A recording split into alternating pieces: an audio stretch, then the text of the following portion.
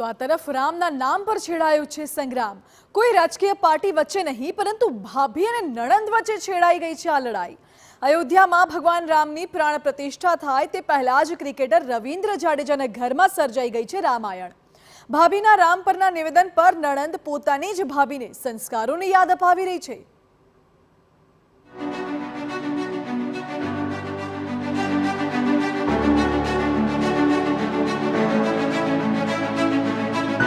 રામનું ધામ પરિવારમાં સંગ્રામ।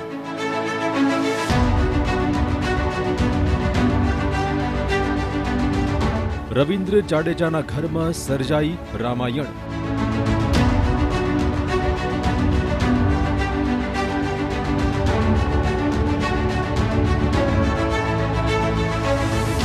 ભાભી વર્સિસ નણંદમાં જામી નવી જ લડાઈ।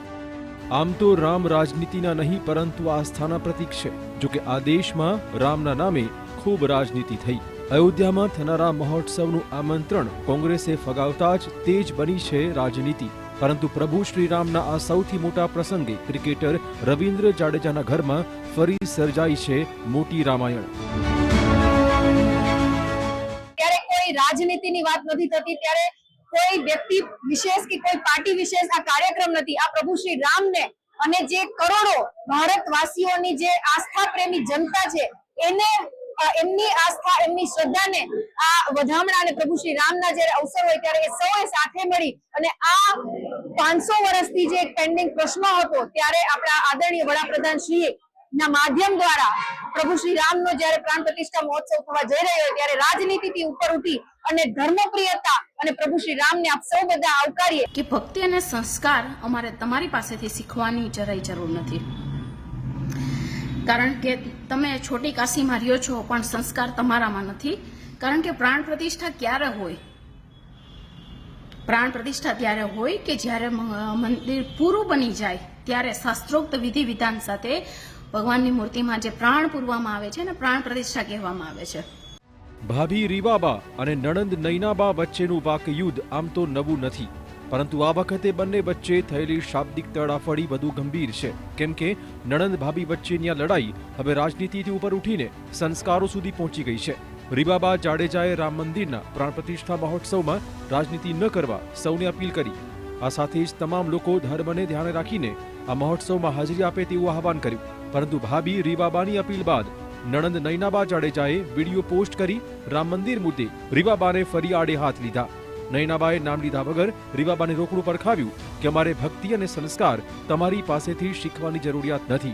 તમે છોટી કાશીમાં રહો છો પરંતુ તમારામાં સંસ્કાર નથી। નણંદ ભાભી વચ્ચેનું આ શાબ્દિક વોર હવે સોશિયલ મીડિયામાં ટોક ઓફ ધ ટાઉન બન્યું। આખા વિવાદ બાદ નૈનાબા જાડેજાએ પ્રતિક્રિયા આપતા કહ્યું કે કોંગ્રેસે પ્રાણ પ્રતિષ્ઠા મહોત્સવમાં જવું કે ન જવું તે તેનો વિષય છે, પરંતુ ચૂંટણી આવી રહી છે અને આથી વહેલી પ્રાણ પ્રતિષ્ઠા થઈ રહી છે।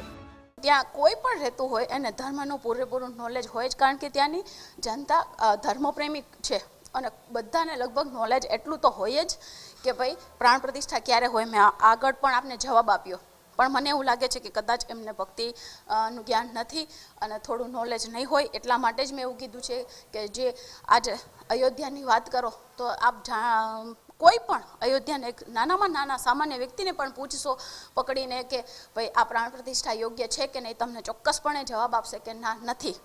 તો એ સંદર્ભમાં મારો એ જ કહેવાનો મતલબ હતો કે જ્યારે કોઈ પણ એવા ધાર્મિક સ્થળ, અને જામનગર તો છોટી કાશી તરીકે ઓળખાય છે, કેટલા વર્ષોથી રામધૂન ચાલી રહી છે, આટલું સરસ મહાદેવનું મંદિર છે, માતાજીનું મંદિર છે, અન્નપૂર્ણામાનું મંદિર છે, ઘણા બધા મંદિરો આવેલા છે, એને છોટી કાશી તરીકે ઓળખાય છે, તો તમારી પાસે એટલું નોલેજ તો હોવું જ જોઈએ।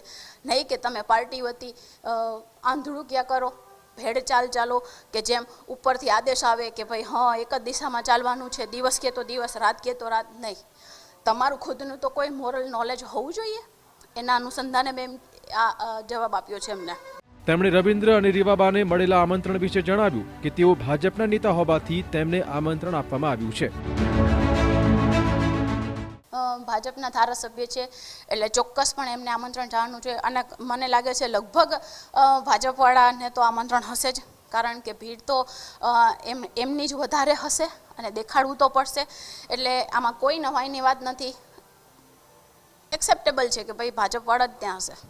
મહત્વપૂર્ણ છે કે અગાઉ પણ અનેક પ્રસંગોમાં નણંદ ભાભી વચ્ચે વિવાદ વકર્યો હતો.